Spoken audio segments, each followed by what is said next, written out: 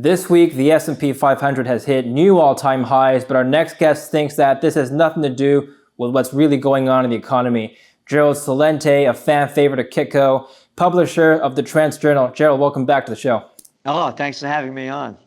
Right, so you were talking to me offline about how this has nothing to do with what's really going on in the economy. Can you elaborate? Sure. Main Street has nothing to do with Wall Street. They're two separate entities. And as we know, the Federal Reserve, everybody that listens to Kitco knows that they've been dumping in trillions of dollars worth of digital cash backed by nothing and printed on nothing to keep the markets artificially afloat.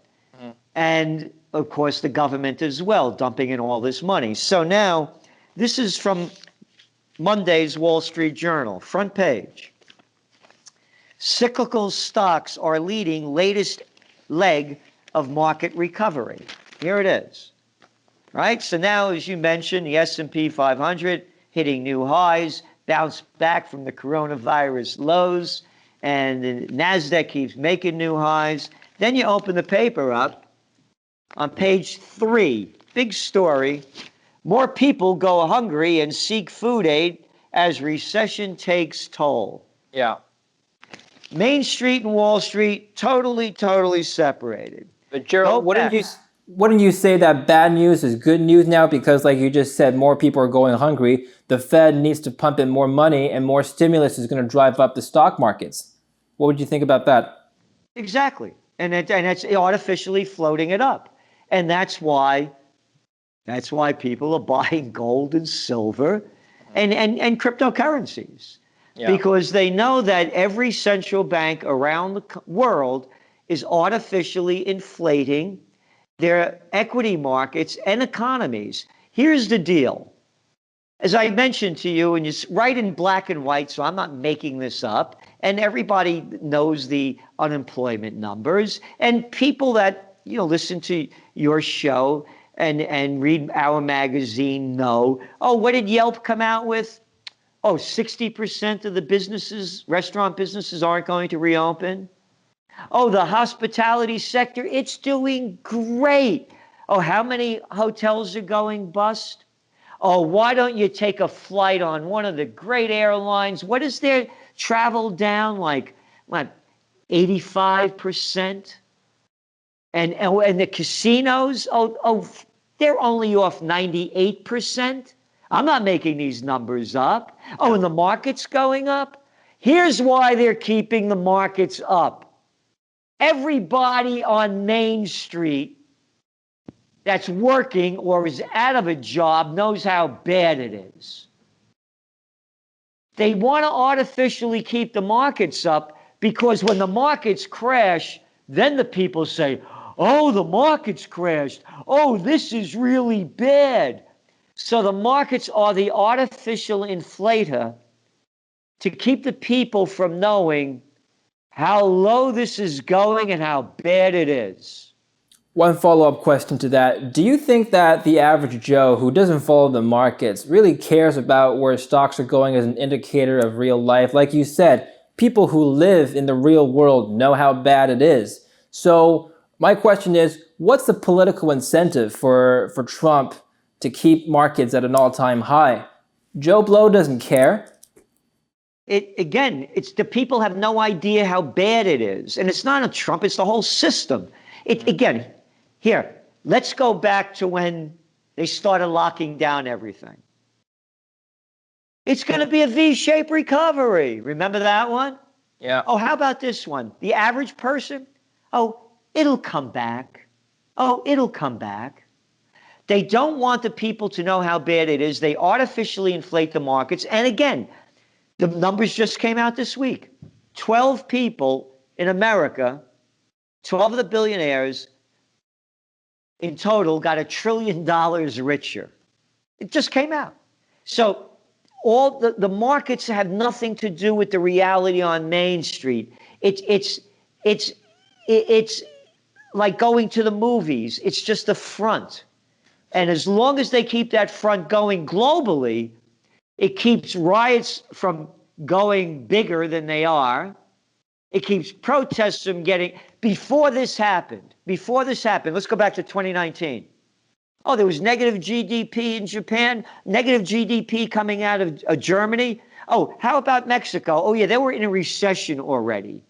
Oh, how about the riots going on in Lebanon, in Hong Kong, in Chile, in Bolivia, in Colombia, in India, India, they had 7 quarters of declining GDP before this hit in 2020.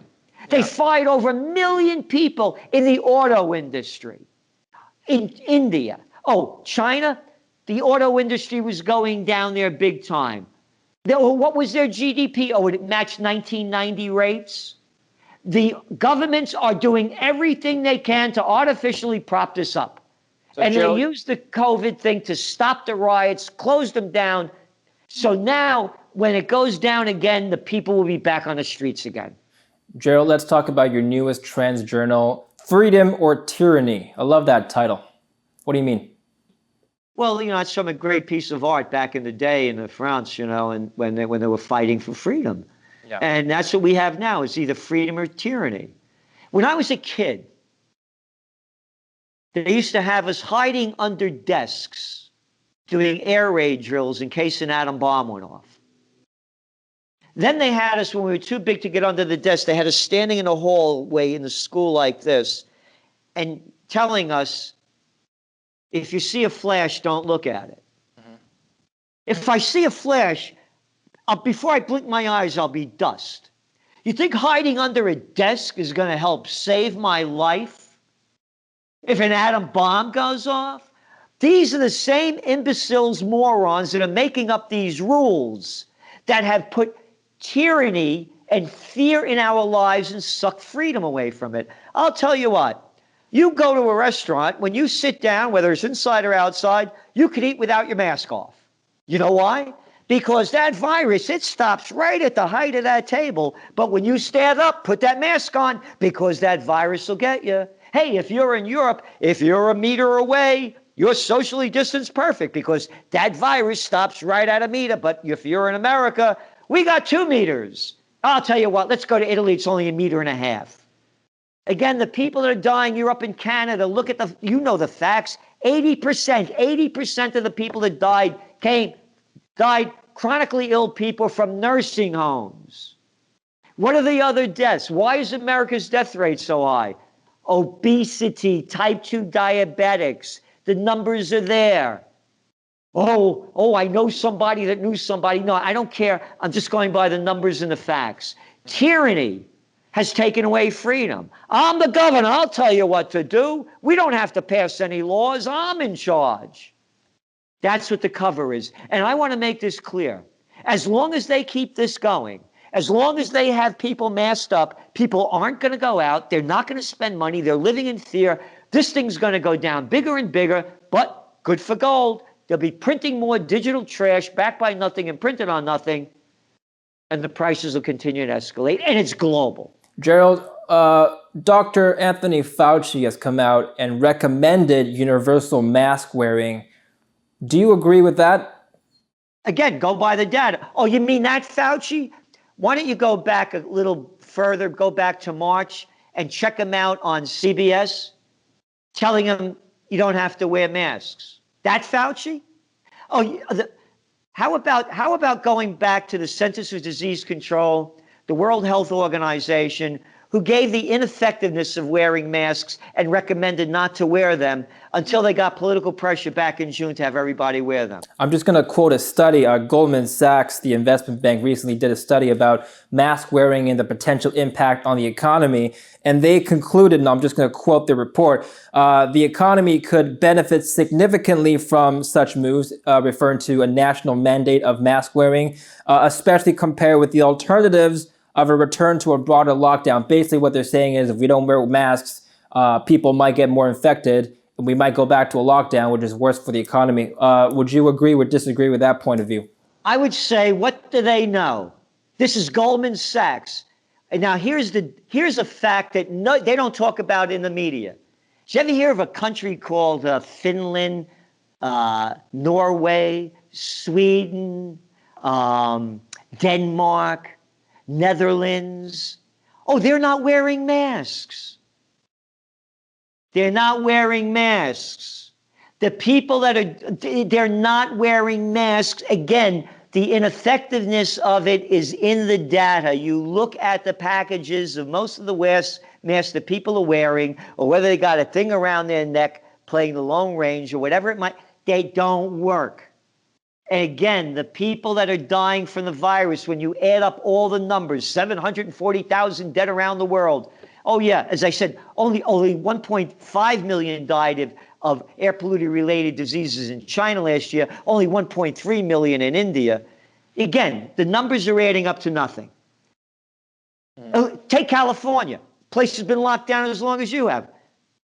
11,000 people died out of 40 million in 6 months. They destroyed the people that are going to die from this lockdown because they lost their jobs, they lost their lives, they lost their businesses, and they're losing their minds is going to be far higher than the people dying from the disease. And the other thing, when people lose everything and have nothing left to lose, they lose it. And you're going to see them losing it big time. Crime is going to escalate, already is. Wait, so if we're not going to wear masks, what are we going to do? How are we going to prevent this virus from spreading? It's going to kill people that are unhealthy, and people are going to be fine that haven't died from it already, that are healthy. They don't talk about building your immune system. The first book I worked on, 1986, Natural Healing. I have an honorary doctorate from the National University of Health Sciences. No one talks about building your immune system, taking supplements to get in better shape. No, don't do any of that. We're going to give you an injection. You're a healthy man. You're not going to get. What are the odds of you getting it? Of healthy people, again, in Canada, 80% from nursing homes. How about doing more to protect them? How about doing more to get people in better shape and protect the ones that are going to be susceptible to it?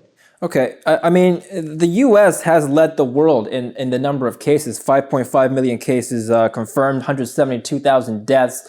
Relatively fewer people in the United States have been wearing masks. And, what have we done wrong here? Look at the people that are dying. America's leading it. You got it. It only has a 42% obesity rate. 42% obesity rate. And only 70% of the people are overweight. So yes, you get hit with this virus and you're in this kind of shape, Jack, you're dead. Let's talk about the elections now, because it's coming up. We have, as a result of COVID and the lockdowns, we've seen, record levels of unemployment. Who's going to be a better candidate to take over this mess, Biden or Trump? But to me, I'm a political atheist. I was the assistant to the Secretary of the New York State Senate at 26 years old. I've been around. I've been president's prime minister. Princes, to me, it's an American election. I would call it. It's the presidential reality show, and we have Goofy running against Donald the Duck. I mean, look at the choices that you have. Who's going to fix it? Who's going to make it better? Neither of them. Not with the political system we have now. Again, this thing was going down before that. Look at Manhattan. Manhattan's dead. Before this happened, when you were in Manhattan, boom, boom, boom, for rent. In 2018, 2019. Now it's a whole different place. So they're not going to be able to change it unless they change, for example, their military and foreign policy. And I say that because $1 trillion of America's budget goes into the military, industrial, and intelligence complex. You don't need that now. You need to take that money and build your economy. But when you look at the platforms of both parties, that's not an issue in it. They don't even talk about it. So both of them coming back, they'll just do more of the same and worse. Well, what's needed now to fix the jobs market? What needs to be done? We've already seen monetary stimulus from the Federal Reserve. That didn't work. We still have, above 10% unemployment. What's next? They're going to keep trying to pump it up, and it's not going to work. And then they're going to try to give more money, to keep people just going. But again, the bottom line of that is the more digital trash they print that's backed by nothing and printed on nothing, the weaker the dollar goes. The lower the dollar goes, the higher gold prices go and silver prices. And that's what's happening. Oh, the dollar had a little kickback up, gold went down a little bit. It's all, and then you see what's going on. You see what's going on with Russia and China and other countries trying to get away from the dollar.